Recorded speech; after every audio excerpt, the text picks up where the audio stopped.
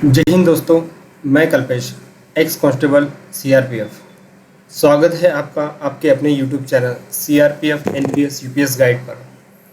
दोस्तों, आज के इस वीडियो में हम बात करेंगे एक बेहद महत्वपूर्ण विषय पर, जो रहेगा एनपीएस टीयर 1 पर मिलने वाले रिटर्न्स पर। जो हमें हमारा जो एनपीएस अकाउंट है उस पर हमें जो रिटर्न्स मिलता है, आज हम उसके बारे में चर्चा करेंगे।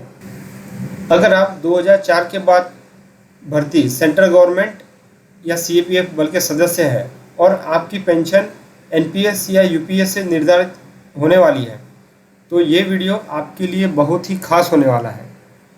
हम समझेंगे कि एनपीएस में जो टीयर 1 होता है, हमारा बाय डिफ़ॉल्ट अकाउंट जो होता है एनपीएस में, उनमें कौन कौन से फंड मैनेजर है और उनसे आप वो आपको कितना रिटर्न दे रहे हैं। आपके फंड्स जो आपका जो पैसा इन्वेस्ट हो रहा है उस पर आपको कितना रिटर्न मिल रहा है, वो हम चेक करेंगे।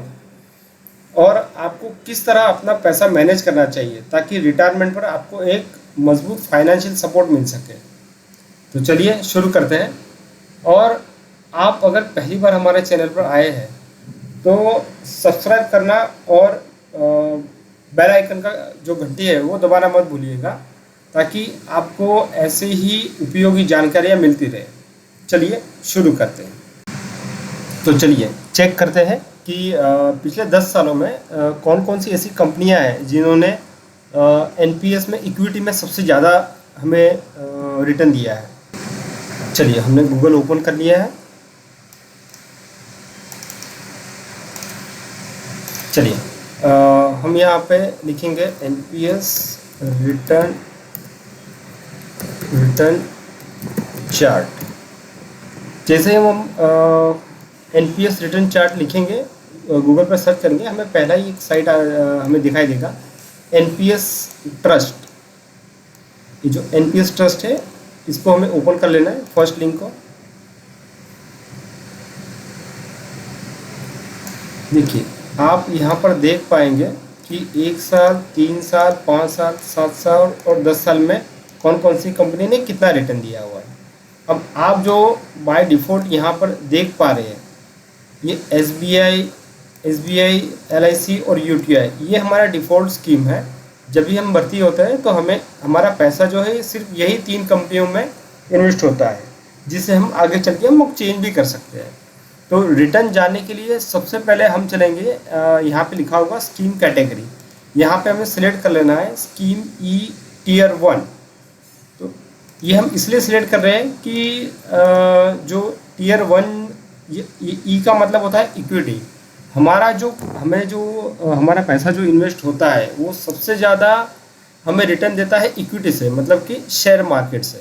ठीक है, तो ये हमारा जो पैसा है इक्विटी में वो जाता है टॉप 200 कंपनीज़ में। मतलब इंडिया की जो टॉप 200 कंपनीज़ है जो एनएससी बीएससी में लिस्टेड है, उन्हीं में हमारा पैसा इन्वेस्ट होता है। तो हम बोल सकते हैं कि हमारा जो पैसा है most of the large cap की जो फंड्स है, लार्ज कैप की जो कंपनियां हैं जिनका लार्ज कैप का मतलब है कि जिनका वैल्यूएशन 20,000 करोड़ से ऊपर का रहता है, उन कंपनियों में हमारा पैसा इन्वेस्ट होता है। ठीक है, तो इसीलिए हमने यहाँ पर ई टीयर 1 सिलेक्ट किया हुआ है। तो जैसे कि आप देख पा रहे होंगे, जैसे लास्ट 3 साल में जो हमें रिटर्न दिया है, ठीक है, वो हमें सबसे ज़्यादा दिया है। 1 नंबर पे हम देख पा रहे होंगे ये कोटक पेंशन फंड है, उसने सबसे ज़्यादा रिटर्न दिया हुआ है। सेकंड नंबर पे हम लोग देखेंगे आईसीआईसीआई। सेकंड नंबर पे आईसीआईसीआई है। थर्ड नंबर पर हम देख पा रहे हैं टाटा है, ये थर्ड नंबर पर टाटा है। फोर्थ नंबर पर यूटीआई है। ठीक है, तो हम देख पा रहे होंगे ये टॉप जो 4 कंपनीज़ है उसमें फर्स्ट नंबर पे हम लोग देख पा रहे हैं कोटक है, सेकंड नंबर पे आईसीआईसीआई है, थर्ड नंबर पर टाटा है और 4 नंबर पे यूटीआई है। चलिए अब देखते हैं, ये पहले यूज कर लेते हैं। चलिए अब देखते हैं लास्ट 5 ईयर्स में कौन कौन सी कैसी कंपनी है जो जिसने हमें इक्विटी में सबसे ज़्यादा रिटर्न दिया है। तो यहाँ पर हम देख पा रहे होंगे सबसे ज़्यादा रिटर्न से वैसे ही फर्स्ट नंबर पे कोटक है, सेकंड नंबर पर यहाँ आईसीआईसीआई है, थर्ड नंबर पर हम देख पा रहे होंगे तो थर्ड नंबर पर यूटीआई है, और फोर्थ नंबर पर जो लास्ट 5 साल में हमने रिटर्न दिया है वो फोर्थ नंबर पर है एलआईसी। देख पा रहे होंगे आप कि एसबीआई का काफ़ी कम रिटर्न है। एसबीआई का लास्ट 3 साल में भी कम था और 5 साल में भी कम ही है। तो सबसे यहाँ पे टॉप पर है जो है वो है कोटक है। चलिए ये हमने देख लिया। अब चलते हैं हम लास्ट 7 ईयर्स में। तो 7 ईयर्स में भी आप देख पा रहे होंगे कि फर्स्ट नंबर पे जो है वो कोटक है, फर्स्ट नंबर पर जिसने 16.37 का रिटर्न दिया हुआ है। सेकंड नंबर पे हमें एज यूजुअली सेम उसी तरह सेकंड नंबर पे आईसीआईसी बैंक रही है जिसने 15.97 का रिटर्न दिया है इक्विटी में। थर्ड नंबर पे जो है यहाँ पर एक थोड़ा चेंजेस है। थर्ड नंबर पे हम यहाँ पर एचडीएफसी को देख पा रहे होंगे, ठीक है, जिसने 15.79% का रिटर्न दिया हुआ है। और चलिए अब चलते हैं 10 साल के चार्ट पर। तो 10 साल पर लास्ट 10 साल पे आप देख पा रहे होंगे एज यूजुअल उसी तरह फर्स्ट नंबर पे जो है वो एचडीएफसी रही है। एचडीएफसी क्योंकि ये काफ़ी लंबे टाइम से एनपीएस में वर्क कर रही है तो इसलिए फ़िलहाल एचडीएफसी नंबर 1 पर है। यहाँ पर कोटक उसके बाद में आई है। तो यहाँ पर लास्ट 10 साल में ये नंबर 2 पर है। फिर उसके बाद जो है थर्ड नंबर पर यहाँ पर हमारी रहेगी आईसीआईसीआई बैंक, ठीक है। तो आप देख पा रहे होंगे कि 3 साल में कोटक नंबर 1 रही है, 5 साल में भी कोटक नंबर 1 पर ही है, 7 साल में भी कोटक नंबर 1 पे है। तो इस तरह 10 साल का अगर एवरेज देखें तो यहाँ पर आपको एचडीएफसी दिखाई देगी, ठीक है। चलिए अब जानते हैं कि जो हमारा एनपीएस टियर 1 है उसका इन्वेस्टमेंट पैटर्न कैसा रहता है और इसमें कौन कौन सी कंपनियां जो फंड मैनेजर्स है जो हमारा पैसा मैनेज करती है, ठीक है। तो जैसे आप देख पा रहे होंगे कि जब कोई भी सरकारी कर्मचारी भर्ती होता है तो उसे बाय डिफ़ॉल्ट उसका पैसा जो है बाय डिफ़ॉल्ट एसबीआई, यूटीआई और एलआईसी का शायद इसमें है, हाँ एलआईसी, ये 3 कंपनियों में जो है हमारा पैसा इन्वेस्ट होता है, ठीक है। इन 3 कंपनियों में कुछ सालों तक यही कंपनियां डोमिनेट कर रही थी, यही हमारा सारा पैसा मैनेज कर रही थी। लेकिन अभी कुछ सालों के बाद बहुत सारी कंपनियां इसमें ऐड हो गई है, जैसे कोटक है, एक्सिस है, टाटा है, आईसीआईसी है, एचडीएफसी है। इन तीनों कंपनियों के बाद एचडीएफसी ही आई थी एज अ फंड मैनेजर के तौर पर। एचडीएफसी अपॉइंट हुई थी, उसके बाद ये सारी कंपनियां जो है ऐड हो रखी है एज अ फंड मैनेजर, ठीक है। तो हम जानते हैं कि जब भी कोई सरकारी कर्मचारी भर्ती होता है तो उसका जो 85% जो पैसा है वो गवर्नमेंट सिक्योरिटीज़ में जाता है और 50% जो अमाउंट है वो जाता है सिर्फ इक्विटी में। अब इक्विटी से मतलब होता है कि आपका जो पैसा है वो इंडिया की टॉप 200 कंपनीज़ में ये पैसा इन्वेस्ट होता है। ये जो इक्विटी का मतलब होता है ना, इससे कई लोग मिसगाइड कर जाते हैं कि सारा पैसा जो पैसा है वो हमारा कहाँ जा रहा है, शेयर मार्केट में, तो ये बहुत रिस्की है। लेकिन ऐसा नहीं है, 50% ये जो जब आप भर्ती होते हैं तो उस टाइम पे ये सारा पैसा जाता है टॉप 200 कंपनीज में। 50% मतलब आपका 100 में से सिर्फ 15 रुपया जा रहा है टॉप 200 कंपनीज में, और बाकी जा रहा है गवर्नमेंट सिक्योरिटीज, मतलब जैसे बॉन्ड्स होते हैं, कॉरपोरेट बॉन्ड्स होते हैं जो AAA रेटेड रहते हैं, जिनको RBI रेटेड देती है, जिनको गवर्नमेंट का बैकिंग रहता है, जो कुल मिला के मान के चलिए वो एकदम सेफ रहते हैं, है ना। तो ऐसी जगह पर आपका 85% जो है आपका पैसा इन्वेस्ट होता है। इसमें और दो ऑप्शन है, LC25 और LC15। इसको हम थोड़ा डिटेल में समझते हैं। LC25 और 50 ये गवर्नमेंट एम्प्लॉय जो है वो कुछ समय बाद जो है वो अपने NPS अकाउंट में चेंज कर सकता है। इसका डिटेल में हम लोग जानेंगे कि LC25 और 50 होता क्या है, ठीक है। आपको एक बात नक्की हो गई होगी कि 50% इक्विटी जो है वो आपके भर्ती होने के बाद 50% जो है इक्विटी में जाता है टॉप 200 कंपनी में, और 85% गवर्नमेंट सिक्योरिटी के बाद में इन्वेस्ट होता है।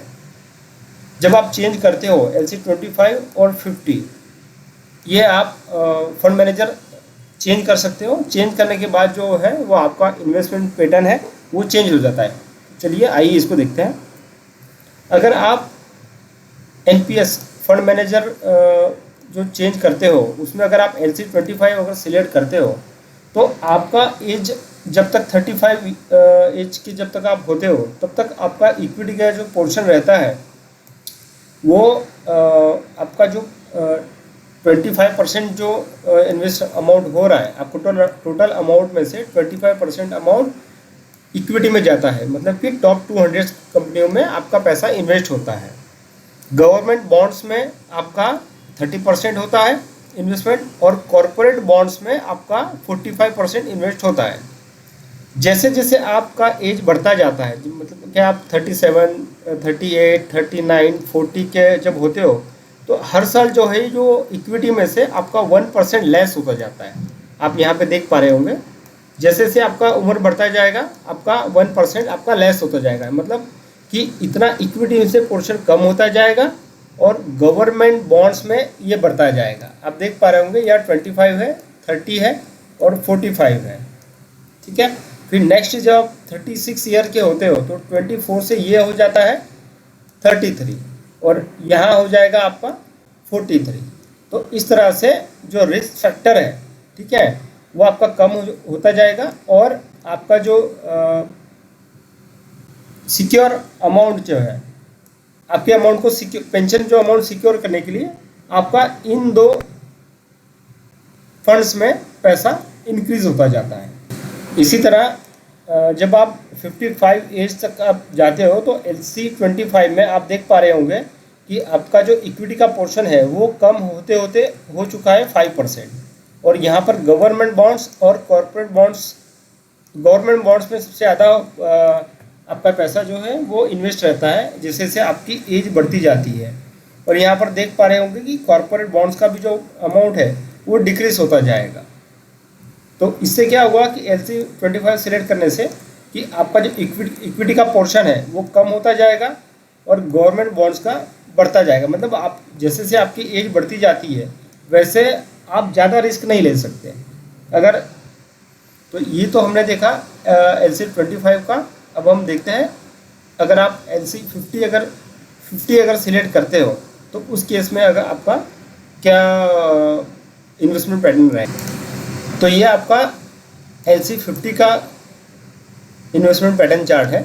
अगर आप इसे फंड मैनेजर चेंज करते हो इन्वेस्टमेंट पैटर्न तो इस केस में आपका 35 ईयर्स एज तक आपका जो है मैक्सिमम पोर्शन जो रहेगा इक्विटी का वो 50% रहेगा और हर साल आपका 2% जो है वो कम होता जाएगा।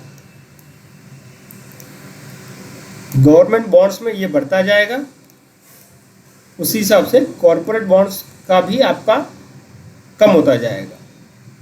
तो आपका मैक्सिमम पोर्शन जो है इक्विटी में जाएगा। जितना मैक्सिमम पोर्शन आपका इक्विटी में मार्केट में इन्वेस्ट रहेगा, उतना आपको ज़्यादा से ज़्यादा रिटर्न मिलने के चांसेस है, और आपको उतना आपका कॉर्पस बढ़ेगा, और जितना कॉर्पस बढ़ेगा आपको पेंशन में उतना फ़ायदा होगा।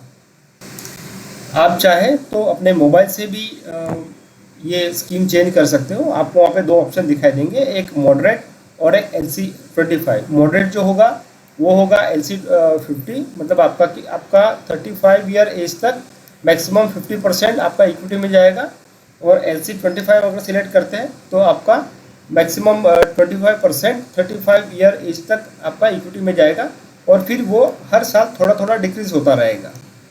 लेकिन अगर आप गवर्नमेंट डिफ़ॉल्ट स्कीम में ही अगर रहते हैं, SBI, UTI, LIC, इसमें अगर डिफ़ॉल्ट में ही रहते हैं, तो आपका जो पोर्शन है इक्विटी का वो बहुत कम जाएगा, और मार्केट में जितना पैसा कम इन्वेस्ट होगा आपको रिटर्न उतना कम मिलेगा, और फिर लास्ट में आपको पेंशन में उसका आपको काफ़ी नुकसान होगा। अच्छा, आपको एक बात तो पता चल गई कि आपका जो 50% जो अमाउंट है वो 35 ईयर एज तक इक्विटी में जा रहा है। ये इक्विटी में टॉप 200, जैसे मैंने बताया कि भाई ये टॉप 200 कंपनियां जो है इसमें ये पैसा इन्वेस्ट हो रहा है, ठीक है। लेकिन ये कौन सी कंपनियां हैं जिसमें आपका पैसा इन्वेस्ट हो रहा है, ठीक है। तो जैसे कि आपने देखा यहाँ पर, जैसे हमने रिटर्न चार्ट में देखा कि भाई लास्ट 7 ईयर्स में टॉप, क्लियर कर लेता हूँ, लास्ट 7 ईयर्स में हमें जो टॉप सबसे ज़्यादा जो रिटर्न दिया है वो कोटक ने दिया हुआ है। तो कोटक ने ऐसे कौन सी कंपनियों में इन्वेस्ट किया हुआ है पैसा कि जिससे इसका सबसे ज़्यादा इन्होंने रिटर्न ये दे पा रहे हैं, ठीक है। तो चलिए, मैंने आपके लिए एक फाइल, इनकी साइट से एक फ़ाइल ढूंढी है, मैंने डाउनलोड करके रखी थी ये फाइल। अब इसको ओपन कर लेता हूँ।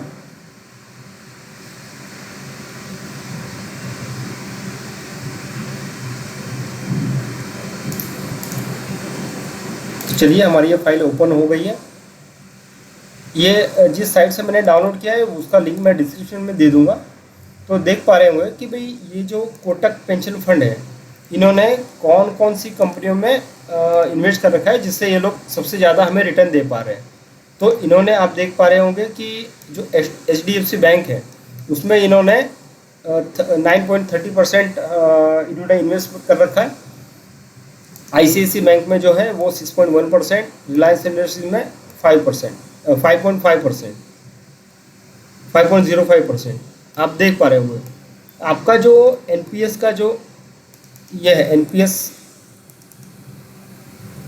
पेंशन फंड है, उसमें इक्विटी में इतनी कंपनियों में आपका जो है ये पैसा लग रहा है। तो जनरली लोगों को डर रहता है कि ये 97% तक का इन्होंने इसमें डाल रखा है। बाकी जो पैसा है वो निप्पॉन इंडिया ओवरनाइट फंड में है, और बाकी का कुछ इस तरह से इन्होंने पूरे फाइल में दे रखा है कि इन्होंने कहाँ आपका पैसा इन्वेस्ट कर रखा है। इस फाइल से आप देख सकते हो। तो ऐसा नहीं है कि आपका पैसा, पूरा पैसा किसी एक कंपनी में या फिर किसी एक जगह पर इन्वेस्टेड है। इतनी सारी कंपनियों में जो है वो आपका पैसा इन्वेस्टेड है। अब कोटक जो है वो टॉप 200 में से 60 ऐसी कंपनीज है जिसमें आपका पैसा इन्वेस्ट कर रही है, जो 97% 60% कंपनी में जा रहा है, और बाकी का जो 3.6% है वो जा रहा है Nippon India overnight fund, direct growth fund में पैसा जा रहा है। तो ये इनका इन्वेस्टमेंट पैटर्न है, इसलिए कोटक जो कंपनी है वो सबसे ज़्यादा रिटर्न दे पा रही है। तो दोस्तों, आज का वीडियो थोड़ा लंबा हो गया, लेकिन आशा है आपको काफ़ी जानकारी आपको मिल गई होगी आपके NPS अकाउंट के बारे में। फिर भी आपको अगर कोई और NPS अकाउंट से रिलेटेड कोई और भी समस्या है, तो आप मुझे इस नंबर पे कॉल कर मैसेज कर सकते हैं। आप मुझे मैसेज करिएगा, मुझे जब भी टाइम मैं फ्री होऊंगा मैं आपको ज़रूर कॉल करूँगा। आप मुझे इस नंबर पे व्हाट्सएप मैसेज कर सकते हैं। तो दोस्तों, आज की वीडियो में हमने जाना कि कौन से फंड मैनेजर बेहतर प्रदर्शन कर रहे हैं और आप अपनी रिटायरमेंट प्लानिंग को कैसे स्मार्ट बना सकते हैं। अगर आपको ये जानकारी उपयोगी लगी हो तो इस वीडियो को लाइक कीजिए, अपने दोस्तों और सहकर्मियों के साथ ज़रूर शेयर कीजिए ताकि उन्हें भी सही निवेश का लाभ मिल सके।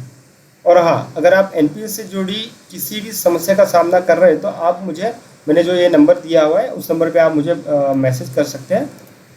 मैं अपने टाइम में ज़रूर आपको आपके सवालों का जवाब दूंगा। और हाँ, अगर आप कोई फीडबैक है तो हमें कमेंट बॉक्स में ज़रूर बताएं। आपका फीडबैक हमें बेहतर कंटेंट बनाने में मदद करता है। अगर अभी तक आपने हमारे channel CAPF NPS UPS guide को सब्सक्राइब नहीं किया है तो प्लीज़ कर लीजिए और बेल आइकन को दबाना मत भूलिए ताकि हर नया वीडियो आप तक पहुंच सके। धन्यवाद दोस्तों, जुड़े रहिए, जागरूक रहिए। मिलते हैं अगले वीडियो में एक और महत्वपूर्ण जानकारी के साथ। जय हिंद, जय भारत।